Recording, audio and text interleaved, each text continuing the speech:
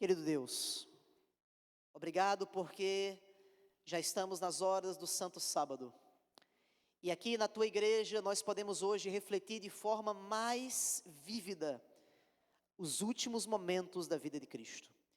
Daqui a alguns minutos estaremos partilhando juntos dessa cerimônia que chamamos de cerimônia da comunhão ou de Santa Ceia, onde vamos relembrar, Deus, o momento em que o Senhor esteve com os Teus discípulos partindo o pão e tomando o vinho. Nesse momento, ó Pai, queremos refletir nesses momentos ao ler Tua palavra e que possamos pensar nas mãos que temos para Te servir. Nos dê a Tua bênção e fica conosco, em nome de Jesus. Amém. Leia comigo Mateus capítulo 26, a partir do verso 20.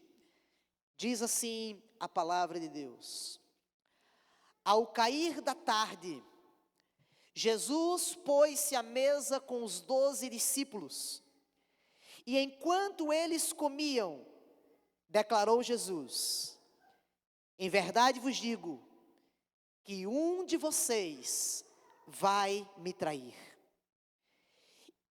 Eles então, diz a Bíblia, muito entristecidos, começaram a perguntar-se, um por um: Por acaso seria eu, Senhor? E Jesus respondeu: Aquele que comigo põe a mão no prato, esse vai ser aquele que vai me trair. O Filho do Homem vai, como está escrito em seu respeito, mas ai daquele por quem o Filho do Homem está sendo traído. Melhor seria se para ele nunca tivesse nascido. Então, Judas, aquele que iria lhe trair, lhe perguntou: Por acaso sou eu, mestre? E Jesus respondeu: Você acabou de dizer isso, ou tu o dissestes. Aquelas eram as últimas horas antes do nosso Senhor e Salvador ser crucificado. Nós já vimos ontem que Jesus teve 3 fases em seu ministério. A primeira fase, que era a fase do anonimato, em que poucos lhe conheciam. E até os 30 anos de idade, Jesus viveu em anonimato em sua casa, em Nazaré, com seu pai e a sua mãe. Mas a partir dos 30 anos, quando ele foi batizado por João Batista no Rio Jordão, Jesus entra numa segunda fase do seu ministério, que era a fase da popularidade, onde multidões começaram a ir até ele, e multidões começaram a lhe seguir em busca de milagres, de curas, de pregação. Mas a Bíblia diz que nos últimos meses do seu ministério, Jesus passa por a última fase, que era uma fase de perseguição, onde os líderes judaicos agora procuraram matá-lo, e que um dentre os seus discípulos planejou lhe trair. Naquela quinta-feira, Jesus sabia que em poucas horas ele seria preso, em poucas horas ele seria levado para ser julgado, e em pouco tempo ele então seria crucificado. Jesus então decide dar a última lição para os seus discípulos. Jesus chama os seus discípulos e pede que eles arrumem um local, um cenáculo, uma casa, para que ele pudesse então compartilhar com eles a refeição da Páscoa, uma última ceia, uma última refeição com os seus discípulos. Os seus discípulos vão à frente, preparam tudo, uma mesa é posta. Eu imagino que naquele dia o cordeiro pascual estava ali também para ser comido por eles, e junto ali também estava o pão sem fermento e o puro suco da uva. A Bíblia diz que Jesus chega naquele momento com os discípulos, e a primeira atitude de Jesus é pegar uma toalha, pegar uma bacia e lavar os pés dos seus discípulos. Aquele ato era muito estranho para os discípulos, porque era o serviço de um escravo, de um servo, se ajoelhar e lavar os pés daqueles que iriam comer. Não era um serviço para o seu Senhor, não era um serviço para o Mestre, não era serviço para o Filho de Deus. A Bíblia diz então que Pedro, consternado, disse: Senhor, o Senhor nunca vai lavar os meus pés. E Jesus diz: deixa por enquanto, para que tudo se cumpra. Pedro e os discípulos então veem assombrados Jesus se ajoelhar em um ato de humildade, lavar os seus pés. Jesus diz para Pedro, Pedro disse: então eu quero que o Senhor lave meu corpo todo. E Jesus disse: aquele que se banhou um dia, não precisa senão lavar os pés. Um símbolo de que a cerimônia do lava-pés significaria a confirmação do batismo.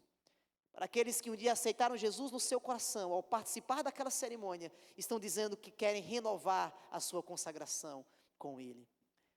A mesa então é posta, Jesus e seus discípulos se colocam à mesa, e é naquele momento que Jesus fala uma frase que assombra todos. Jesus diz: a mão do traidor está comigo à mesa. E nesse momento, antes de sairmos aqui para o lava-pés, eu queria que você refletisse em todas as mãos que estavam ali naquela mesa. 13 pessoas estavam ali, Jesus e seus 12 discípulos. Naquela mesa estavam as mãos de Natanael. E que mãos eram essas? As mãos de Natanael eram mãos acostumadas a ficar em uma posição de oração. O relato bíblico que fala do primeiro momento em que Natanael entra na história de Cristo, Natanael estava debaixo de uma árvore orando, porque ele queria saber se de fato Deus iria mandar um libertador para Israel. E ali orando, Natanael recebe o convite, e o convite era: venha ver um homem que é o Cristo, Jesus de Nazaré. Natanael prontamente diz: porventura virá alguma coisa boa de Nazaré? E ao se apresentar diante de Jesus, quando ainda estava esperando ver quem era esse homem, Jesus olha para ele e diz: eu vi você debaixo de uma árvore orando, e você é um bom homem em Israel. As mãos de Natanael representam então aquelas mãos que estão em oração. As tuas mãos têm estado em oração? Naquele dia ali também estavam as mãos de André, mãos de pescador, mas mãos de quem sempre deseja ajudar.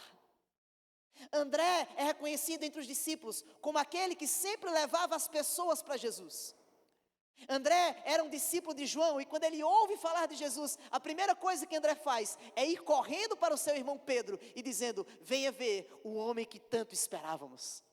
Mais à frente, no seu ministério, a Bíblia diz que em um momento, alguns gregos vieram distantes para ver Jesus, e eles procuram uma pessoa que chega até André, e André leva esses homens até Jesus. As mãos de André são mãos de alguém que levam pessoas para Cristo. Mais uma vez eu sou obrigado a te fazer a pergunta: as tuas mãos têm levado pessoas para Cristo? Naquele dia na mesa também estavam as mãos de João. Sim, as mãos de João eram as mãos mais inexperientes, porque João era o mais novo dos discípulos, talvez ainda um adolescente entrando em sua juventude. Mas aquelas mãos, depois de experimentadas e provadas, foram mãos dedicadas ao Evangelho de Cristo Jesus. João, embora sendo o mais novo dos discípulos, foi o discípulo que mais viveu, porque todos os outros 10 discípulos morreram como mártires. Mas diz a tradição que os romanos tentaram matar João jogando ele em um caldeirão de óleo fervente, mas ele sobreviveu. E depois, não podendo matá-lo, os romanos então colocaram ele preso na ilha de Patmos. E foram essas mãos que escreveram o Evangelho de João, o livro de Apocalipse e 3 cartas que se encontram em sua Bíblia. Mãos que eram acostumadas a falar de amor. Naquele dia também estavam ali as mãos de Tiago, o irmão de João. Essas eram mãos ambiciosas, mãos que queriam agarrar as bênçãos de Deus. A Bíblia diz que certo dia, Tiago, junto com seu irmão João e a sua mãe, se aproximaram de Jesus e fizeram um pedido muito ambicioso. E o pedido era: Senhor, quando voltares em teu reino, quando o Senhor voltar como Rei dos Reis, eu, Tiago, quero sentar à tua direita e o meu irmão sentado à tua esquerda. O Senhor permite isso? As mãos de Tiago também eram mãos chamadas mãos dos filhos do trovão. Certa feita, quando Tiago passava por uma aldeia de samaritanos, e os samaritanos não receberam os discípulos, não deram lugar para os discípulos, Tiago e João foram até Jesus e disseram: Jesus, O Senhor quer que a gente ore e que Deus mande fogo do céu para destruir esses samaritanos? As mãos de Tiago eram mãos, muitas vezes, raivosas e ambiciosas. Naquele dia, também estavam ali as mãos de Mateus. Essas eram as mãos acostumadas a contar dinheiro. Porque a Bíblia diz que Mateus era um cobrador de impostos antes de se encontrar com Cristo. Mateus estava acostumado às finanças, aos negócios, ao business. Mas um dia ele escutou um chamado simples da voz do Mestre Jesus. Levi Mateus, levanta-te e segue-me. E aquelas mãos de Mateus deixaram o dinheiro para trás e foram mãos dedicadas ao Evangelho. E o primeiro livro do Novo Testamento que hoje você tem em suas mãos foi escrita pelas mãos de Mateus. Naquele dia também estavam ali as mãos de Pedro. As mãos de Pedro. Eram mãos impulsivas, prontas a ameaçar, a bater. Pedro era aquele que falava sem pensar e que agia sem pensar. Poucas horas depois daquela santa ceia, quando Jesus foi para o Getsêmani e os soldados chegaram com Judas para prender Jesus, Pedro puxou rapidamente a sua espada da bainha e com a sua espada cortou a orelha de um soldado. Pedro queria fazer justiça com as próprias mãos. Quando Jesus chegou para Pedro e disse para Pedro: Pedro, quem as pessoas dizem que eu sou? E Pedro disse: alguns dizem que tu és Elias, ou João Batista, ou um dos profetas. Quem vocês dizem que eu sou? E Pedro disse: tu és o Cristo, o Filho do Deus vivo. Jesus disse: bem falastes, filho de Simão Barjonas, porque o Espírito Santo te revelou. Tu és Pedro, e sobre mim essa pedra construirás a minha igreja. Poucos minutos depois, Jesus estava falando que ele precisaria morrer, precisaria enfrentar a morte para salvar a humanidade, e Pedro chegou para Jesus e disse: Jesus, fica quieto, o Senhor não vai passar por isso não, que história é essa que você vai morrer? Jesus olhou para Pedro e disse: afasta-te de mim, Satanás. Pedro era aquele que em uma hora estava sendo usado pelo Espírito, em outra hora estava sendo usado pelo inimigo. Uma hora ele estava perto de Deus, outra hora estava longe de Deus. Ei, você se identifica com Pedro? Eu muitas vezes me identifico com Pedro. Naquele dia também, Pedro não sabia ainda, mas as suas mãos seriam as mãos que negariam a Jesus. Pedro falou que Jesus falou para Pedro quando ele fosse preso, antes que o galo cantasse, ele iria lhe negar quantas vezes? 3 vezes. As mãos de Pedro são as mãos que negaram a Jesus. Ah, irmãos, quantas vezes nossas mãos também não negaram Jesus? Naquele dia estavam ali as mãos de Simão Zelote. Ah, essas mãos eram mãos rápidas, treinadas para a guerra, treinadas para a batalha. Simão, antes de conhecer a Cristo, fazia parte de um grupo chamado Zelotes, que era um grupo que acreditava que os romanos tinham que ser tirados do poder pela força. Eles eram treinados nas artes marciais, treinados na guerra para matar, para destruir. Mas essas mãos conheceram a Jesus. E essas mãos abandonaram a faca e a espada para serem mãos que iriam lutar agora pelo Evangelho de Cristo Jesus. Naquele dia na ceia, também estavam ali as mãos de Filipe. Filipe, considerado como cidadão universal, o estrangeiro. Eram mãos que sabiam atender as pessoas, mas que tremiam quando alguém procurava por assuntos espirituais. Vocês lembram dos gregos que eu falei há pouco? A Bíblia diz que a primeira pessoa que eles procuraram foi Filipe. Mas Filipe não sabia o que fazer, ele não sabia como agir. E Filipe então chama André e pede que André leve aqueles homens para Cristo. As mãos de Filipe eram mãos trêmulas, que muitas vezes não sabia como levar as pessoas para Jesus. Um dia Filipe fez um pedido para Jesus, e esse pedido foi: Senhor, mostra-nos o Pai. E qual foi a resposta de Jesus? Há tanto tempo estou convosco, e vocês não perceberam? Quem vê a mim, vê ao Pai. Naquele dia também estavam ali as mãos de Judas Tadeu. Judas Tadeu representam as mãos daqueles que queriam que Jesus fosse conhecido por todos. A Bíblia fala muito pouco de Judas Tadeu, mas a única passagem que fala sobre ele, fala que ele queria que Jesus se revelasse para as pessoas, que Jesus se mostrasse para as pessoas como Messias. Naquele dia ali também, amigos, estavam as mãos de Tiago, o filho de Alfeu. Amigos, essas são mãos anônimas, porque a Bíblia não fala nada sobre esse Tiago. Embora a Bíblia fale pouco ou muito dos outros discípulos, sobre esse discípulo, a Bíblia não fala nada. A única coisa que a Bíblia fala é que o seu nome foi escolhido entre os 12 que iriam seguir a Jesus. Anônimos. Você já se sentiu anônimo na igreja? Você não é aquele que é acostumado a ver aqui à frente. Você não é aquele que fala, você nunca pregou, você nunca cantou. Você não vem muito aqui. E talvez você sinta, será se eu sou tão importante para Deus? Ouça o que eu vou lhe dizer. Deus valoriza aqueles que são anônimos, mas que fazem o seu trabalho para o Evangelho de Cristo Jesus. Tiago era um anônimo, mas diz a tradição cristã que ele entregou a sua vida por Cristo Jesus. Naquele dia estavam ali também as mãos de Tomé. E essas são as mãos que duvidaram. Sempre na Bíblia, quando Tomé está em cena, Tomé é aquele que duvida. Tomé é aquele que questiona. Quando Jesus ressuscitou e apareceu diante de alguns discípulos, a Bíblia diz que Tomé não acreditou. E ele disse, eu não acredito, senão que eu mesmo toque em suas mãos e nos cravos de suas mãos. Quantos de nós também não duvidamos? Quantos de nós também não questionamos a Deus? Não achamos que Deus não age em nossa vida? Somos discípulos assim como Tomé, que duvidamos de Jesus. Eu já falei de 11 discípulos. Faltou falar de um. É fácil. Qual foi o que eu esqueci? Naquele dia ali também estavam as mãos do traidor.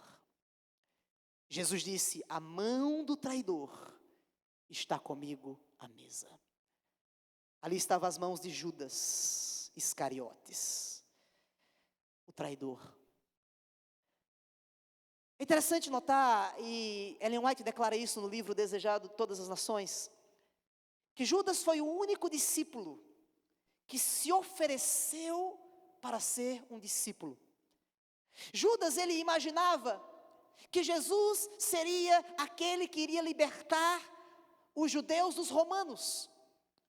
Ele muito possivelmente testemunhou Jesus fazendo milagres, ele muito possivelmente testemunhou Jesus pregando, e ele imaginava de fato que Jesus seria o libertador. Mas o tempo ia passando, e a Bíblia diz que Jesus não tomava o poder dos romanos. O tempo ia passando, e aquilo não se cumpria, e Judas começou a duvidar, se de fato Jesus seria aquele que ele aguardava. A Bíblia diz que Judas também era aquele que cuidava do dinheiro dos discípulos, e que também roubava o dinheiro dos discípulos. Eram mãos de um ladrão, mãos que se venderam por muito pouco, poucas moedas de prata, mãos que tiraram a sua própria vida depois que traíram a Jesus. Mas naquele dia, naquela mesa, outras mãos também estavam ali. E eram as mãos de quem? As mãos de Jesus. E eu quero encerrar a minha reflexão essa noite, tentando lembrar para você do que significam essas mãos para mim e para você. As mãos de Jesus foram as mãos pregadas na cruz por todos nós. As mãos de Jesus possivelmente eram mãos calejadas, porque a Bíblia diz que Jesus, ele cresceu ajudando o seu pai na carpintaria. Jesus era acostumado a trabalho pesado, a trabalho manual, a trabalho físico. Dizem os estudiosos que a carpintaria na época de Cristo, essa profissão não era como a carpintaria de hoje, que trabalhava só com madeira, mas possivelmente abrangia muito mais.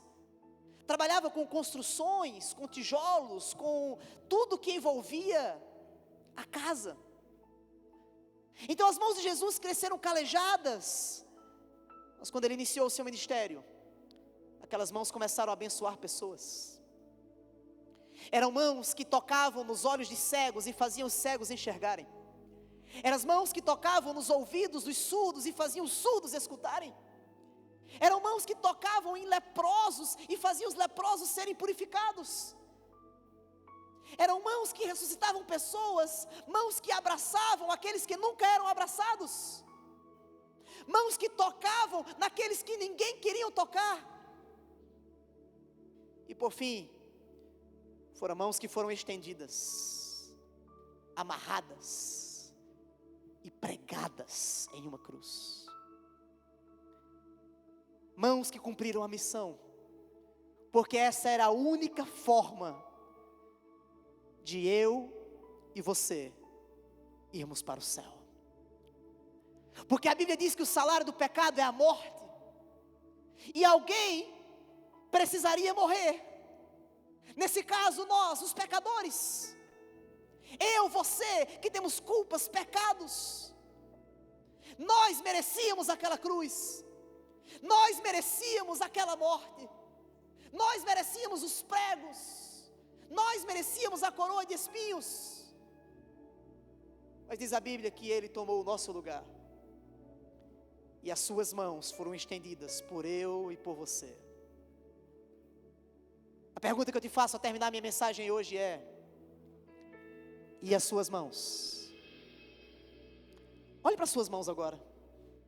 Por favor, coloque suas mãos de frente de você e olhe para as suas mãos. Elas contam a tua história. Elas contam a tua vida.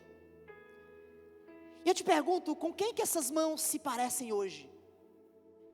Essas mãos se parecem mais com mãos que negam Jesus, com mãos que duvidam de Jesus, com mãos que pregam sobre Jesus, com mãos que aceitam a Jesus.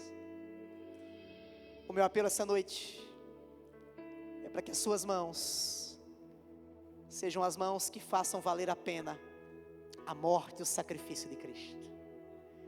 Nós vamos participar agora da cerimônia da Santa Ceia. A Igreja Adventista do Sétimo Dia, ela pratica essa cerimônia de forma aberta. Nesse caso, todos os adultos que são adventistas batizados ou não, eles podem participar. No entanto, a Bíblia faz uma advertência. E a advertência da Bíblia é que ninguém deveria participar da ceia sem entender o seu significado. E qual o significado, pastor? Ao participar da ceia, você está dizendo que aceita o sacrifício de Cristo por você. Ao participar da ceia, você está dizendo que aceita o corpo de Cristo, o sangue de Cristo entregue por você. Ao participar da ceia, você está dizendo para Deus que quer ser salvo por Ele e ir para o céu. Ao participar da ceia, você está dizendo: Deus, eu quero ser a tua filha, eu quero ser o teu filho. Então, se você tem esse desejo no teu coração, eu te convido a participar da ceia do Senhor essa noite conosco. Antes da ceia, como costume bíblico, nós participamos do lava-pés, onde nós lavamos os pés uns do outro. Essa cerimônia do lava-pés, além de confirmar o batismo, é uma cerimônia também de humildade, em que você diz para o teu irmão que ele não é melhor que você, e você não é melhor do que ele, que todos vocês são iguais diante de Deus. Essa também é uma cerimônia de perdão. Se você tem algo contra o teu irmão, se o teu irmão te machucou, você machucou o teu irmão, esse é o momento de procurar ele, pedir perdão e junto com ele participar do lava-pés e da ceia.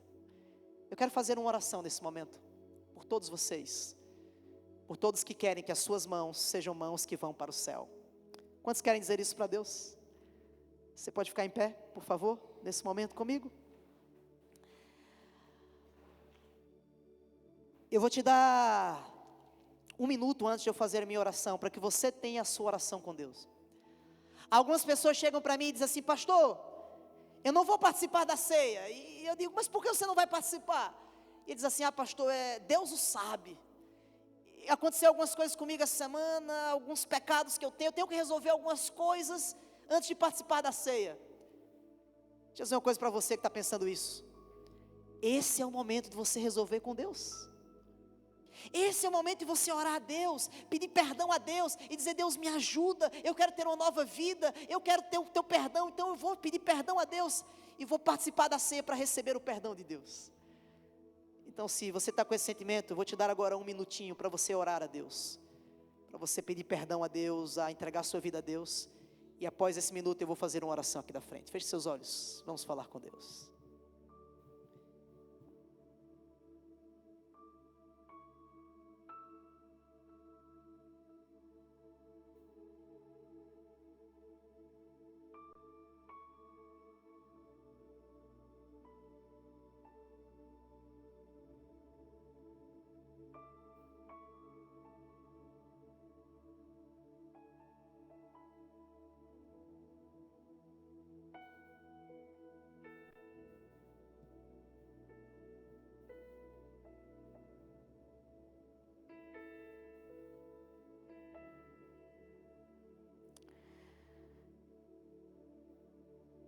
Senhor Deus, nesse momento, ó Pai, eu quero te pedir perdão, porque com certeza, Senhor, as minhas mãos e as mãos de que muitos que estão aqui, são mãos que pecaram, mãos que te negaram, mãos que te traíram, mãos que duvidaram. Mas Deus, nós queremos hoje o perdão e o poder do céu para ter a nossa vida transformada mais uma vez. E ao participar dessa ceia, nós queremos dizer que aceitamos o sacrifício do Teu Filho.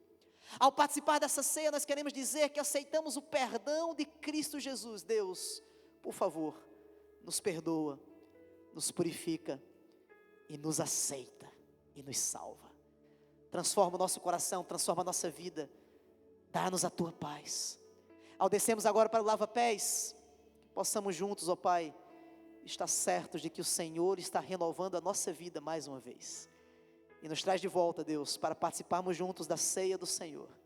Nos dê o Teu poder e a Tua graça, e fica conosco. Eu te peço, em nome de Jesus.